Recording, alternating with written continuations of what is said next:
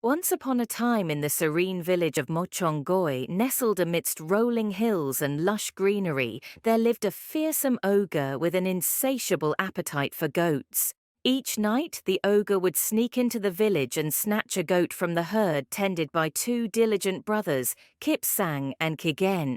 Determined to protect their flock, the brothers devised a clever plan.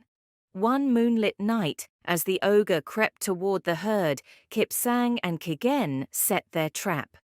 They tied bells around the necks of their goats and hid, waiting patiently. When the ogre approached, the bells rang out loudly, startling him. Confused and disoriented, the ogre stumbled into a pit the brothers had dug, trapping him. As dawn broke, the villagers rejoiced at the brothers' bravery and cleverness. The moral of the story: with courage, cunning, and teamwork, even the mightiest challenges can be overcome. And it's not always brawn that prevails, but brains and unity.